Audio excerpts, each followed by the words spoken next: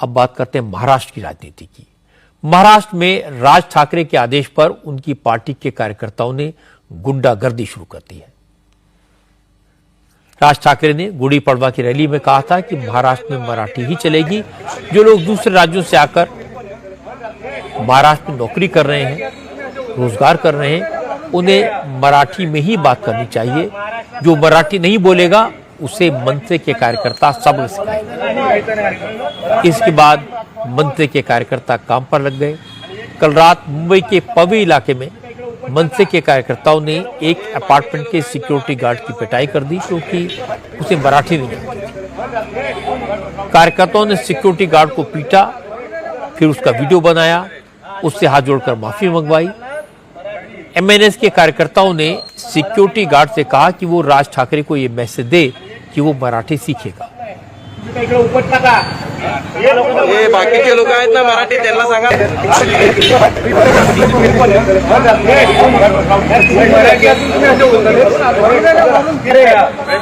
आणि मराठीचा महाराष्ट्रात चालणार मराठी, समजलं? मराठी शिकायचं, परत बोलायचं नाही, परत बोलायचं नाही, कोण बोल सॉरी सर।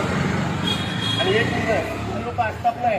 असल में सिक्योरिटी गार्ड पवई के एक अपार्टमेंट में तैनात था।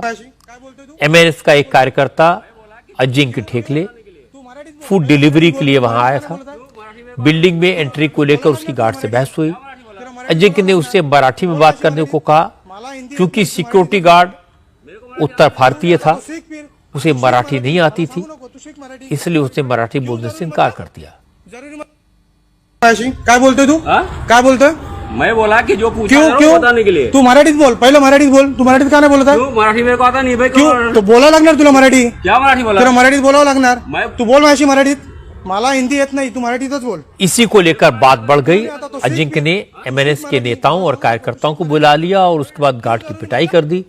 पिटाई का वीडियो वायरल हो गया, लेकिन इसके बावजूद राज ठाकरे की पार्टी के कार्यकर्ताओं को कानूनी कार्रवाई का कोई डर नहीं है। आज भी पिटाई करने वाले नेता और कार्यकर्ता पवई की उसी बिल्डिंग के सामने डटे रहे। एमएनएस के नेता महेंद्र भानुशाली ने कहा कि जो भी मराठी नहीं बोलेगा उसके साथ ऐसा ही होगा, क्योंकि ये मराठी के सम्मान का मामला है।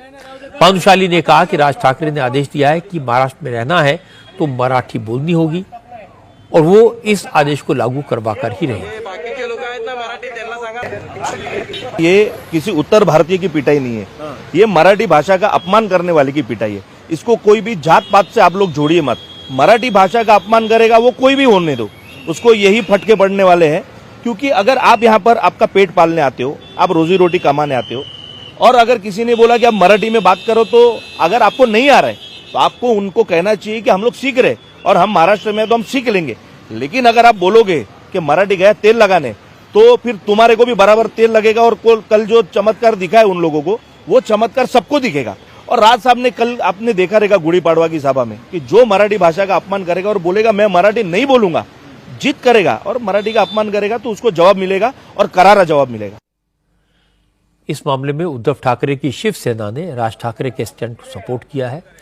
आदित्य ठाकरे ने कहा, जहां जहां विपक्ष की सरकारें हैं वहां इस तरह के इशू सामने नहीं आते, लेकिन बीजेपी की सरकारें लोगों को कभी भाषा के नाम पर, कभी धर्म के नाम पर डाइवर्ट करती हैं। आदित्य ठाकरे ने कहा, अगर कहीं मराठी का अपमान होगा, राज्य सरकार कानूनी तरीके से इसे हैंडल नहीं करेगी तो लोगों को भी कानून अपने हाथ में लेना ही पड़ेगा।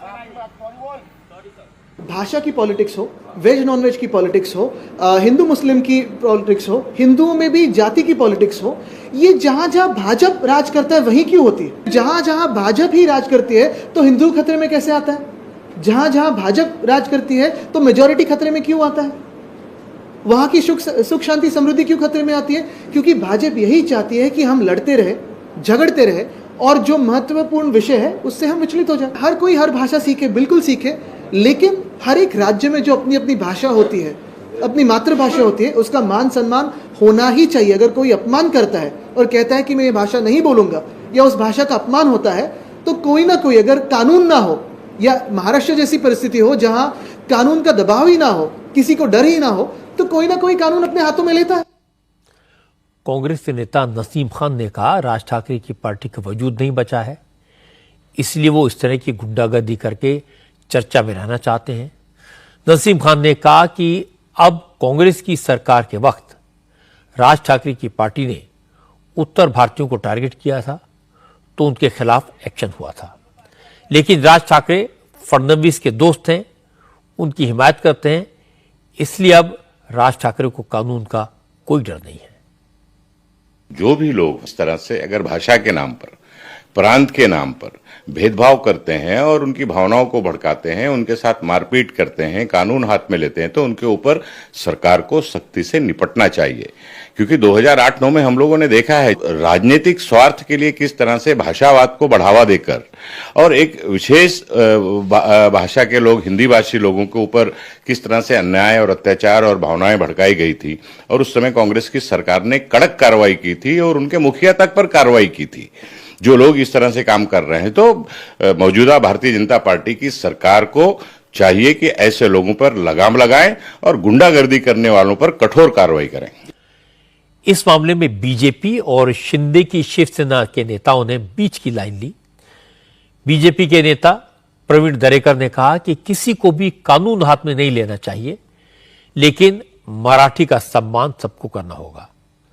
महाराष्ट्र सरकार में मंत्री शंभूराजे देसाई ने कहा कि जब कोई विदेश में जाता है तो वहां की भाषा सीखता है, इसलिए जो लोग महाराष्ट्र में नौकरी करने आते हैं उन्हें भी मराठी सीखनी चाहिए, लेकिन अगर किसी को मराठी नहीं आती तो उसे पीटना ठीक नहीं होगा।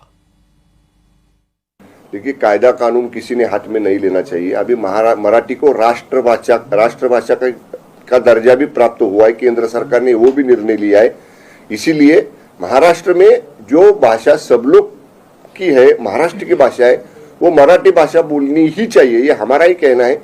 लेकिन अगर किसी को आती ही नहीं है, मीन्स कि वो जानबूझ के करता है ऐसा नहीं, मीन्स उसका प्रॉब्लम ही वो समझ नहीं पाता है, क्यों बोल नहीं पाता है, ऐसे लोगों को सीखना चाहिए। महाराष्ट्र में रहना है तो सीखना पड़ता है। देखिए, हमारे यहाँ के लोग भी बहुत सारे आउट ऑफ इंडिया जाते हैं, वहाँ इंग्लिश आनी चाहिए, इंग्लिश बोलना पड़ता है, तो हम लोग सीखते हैं ना वहां जाने के बाद कि इंग्लिश हमको बोलना आना चाहिए, समझना चाहिए। वैसे जिसको भी महाराष्ट्र में रहना है उसने मराठी सीखनी चाहिए।